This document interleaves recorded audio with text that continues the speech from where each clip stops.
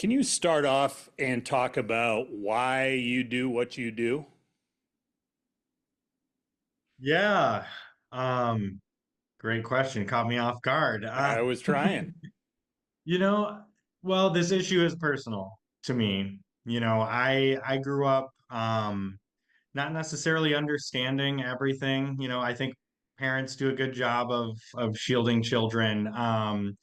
But I was one of six kids. My dad was a pastor, not making a lot of money. But always you know, taught me that we need to be looking out for our neighbors. And so that was really important to me. And I qualified for reduced price lunch. So again, I can't remember it ever having a time where we didn't eat.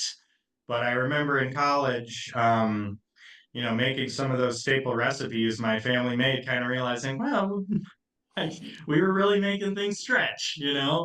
And so I think it is personal to me. And not to say that like when I was a kid, I was like, I'm going to grow up to be a SNAP advocate. I didn't even really know what that was. But wanting to make positive change in this world. And, I did a year with AmeriCorps out in Montana at a legal services organization after graduating college. And my background is actually in advertising, was my degree, and knew I didn't want to go to work at an agency, but thought I could still use those skills in nonprofit communications. And so that's how I started my career, was in nonprofit communications, and kind of worked my way into the advocacy space over, 8 years to get to a full-time advocacy position.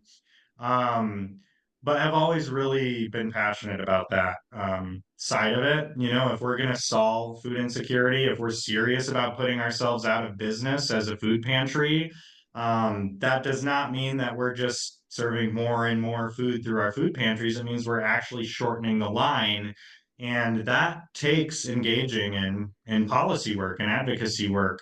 Not to say that our solution is having everyone on SNAP. That's not a solution either. We want folks to be thriving, be able to getting adequate wages and benefits so that they don't need to be relying on public benefit programs. And for people who can't work, seniors, people with a disability, making sure they have adequate benefits too, so they don't need to turn to a food pantry just to make ends meet. So that was a very long answer to your question, but I think that's kind of what drives me.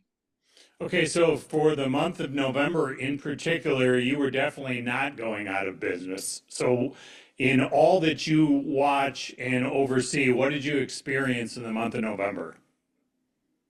It was, well, record shattering, really. And I mean, that's what we anticipated when we learned that SNAP benefits were not going to be going out.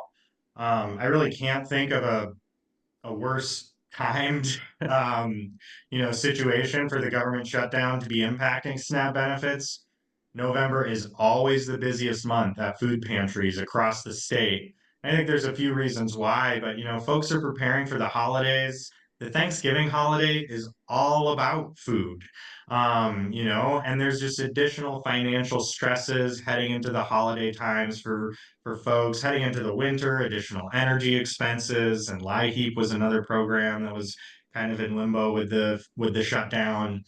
And so we kind of knew what was coming, but it was all hands on deck. I was out in our warehouse helping stock stuff. We had everyone helping out in food pantries. Obviously, the matching funds that the governor offered was great to see.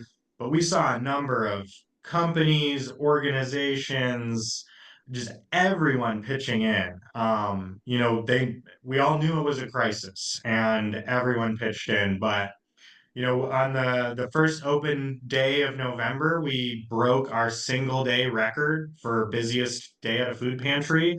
And then the very next day, we shattered that record by almost 500 people, serving almost 3,000 people in a single day through our network of 14 food pantries in the greater Des Moines area. So, and that obviously was not unique to the metro. Um, Rural areas, suburban areas. One thing we did was organize weekly calls, just check-in calls with food pantries across the state.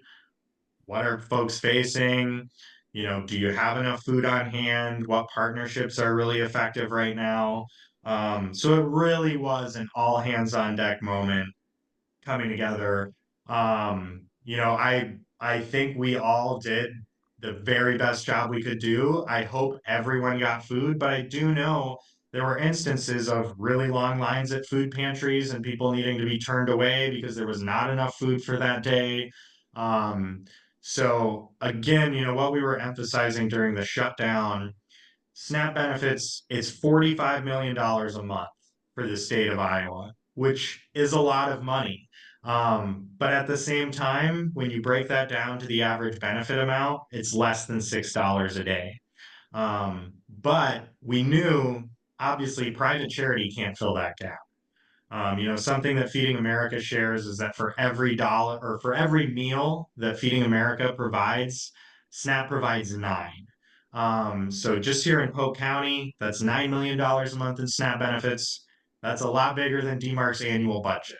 So that's something we were very clear on from the start when we held a press conference along with Food Bank of Iowa and some of our local partner pantries is we appreciate all the extra help that we're really going to need because food pantries, food banks can really not replace SNAP. And so thankfully, this was a temporary 2 week situation because it absolutely is not something that would be sustainable beyond that.